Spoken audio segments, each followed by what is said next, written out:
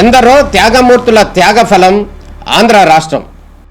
నేడు ఆంధ్రప్రదేశ్లో ప్రజలు సుఖ సంతోషాలుగా ఉన్నారా? ప్రస్తుతం ప్రజల మధ్య ఉన్న కులాల కుంపట్లు ఎవరి కోసం? చంద్రయాన్ రాకెట్ యుగంలో కూడా వర్ణ విభేదాలు దేనికి సంకేతాలు? రాజకీయ పార్టీల నేతలు ఏం చెప్తున్నారు? నేటి కాలంలో ప్రపంచాన్ని శాసించే మన యువత మేధాశక్తి ఏం కోరుకుంటుంది? తెలుసుకోవాలంటే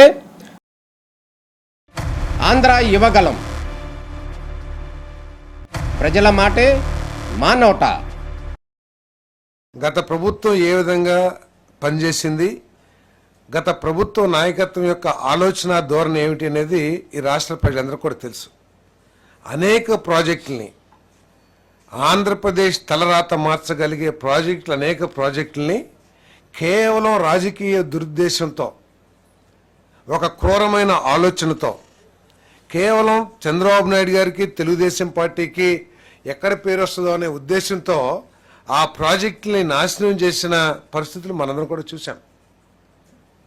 హౌసింగ్ది కానివ్వండి, లేకపోతే చింతలపూడి లాంటి ప్రాజెక్ట్ కానివ్వండి, లేదు పోలవరం లాంటి ప్రాజెక్ట్ కానివ్వండి, అనేక ప్రాజెక్టుల్ని కేవలం చంద్రబాబు నాయుడు గారికి, టిడ్కో ప్రాజెక్ట్ కానివ్వండి, మళ్ళీ గౌరవ మంత్రి గారు చెప్తారు దాని గురించి, టిడ్కో ప్రాజెక్టులు కానివ్వండి, వీటన్నిటినీ కేవలం వేరే ఉద్దేశం ఏమీ లేదు, వేరే ఉద్దేశం సాంకేతికత కానీ లేదా ఇంకేది ఎక్కడ లేదు. పోనీ అన్నిటికీ మించి మనం కూర్చున్న అమరావతి కానివ్వండి, కేవలం చంద్రబాబు నాయుడు గారికి, తెలుగుదేశం పార్టీకి పేరు వస్తుందనే లక్ష్యంతో, ఆలోచనతో, దురుద్దేశపూరితమైన ఆలోచనతో వీటన్నిటిని కూడా నాశనం చేసిన విషయాలు మనం చూసాం. కానీ ఈ ప్రభుత్వం అటువంటి ప్రభుత్వం కాదు. ప్రజాస్వామ్యయుతంగా ఆలోచించే ప్రభుత్వం.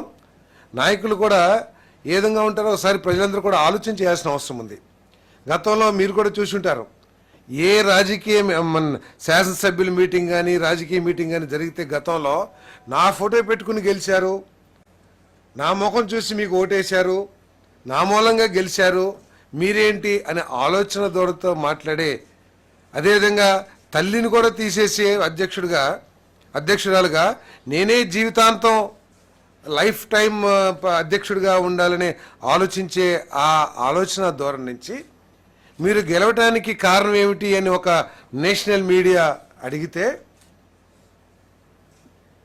కూటమి ప్రభుత్వం గెలుపుకి, పార్టీల గెలుపుకి గత ప్రభుత్వం మీద ఉన్న వ్యతిరేకత, సరైన సమయంలో పవన్ కళ్యాణ్ గారు కానీ, భారతీయ జనతా పార్టీ కానీ తీసుకున్న నిర్ణయాలు కానివ్వండి, మా కార్యకర్తల కృషి కానివ్వండి, ఈ కూటమి ఘన విజయానికి కారణం అని చెప్పే ఆలోచన విధానానికి ఎంత మార్పు ఉందో, ఈరోజు ఏదైతే కేబినెట్ నిర్ణయం తీసుకుందో దానికి కూడా అంత తేడా ఉందని చెప్పేసి మనం చేస్తాం.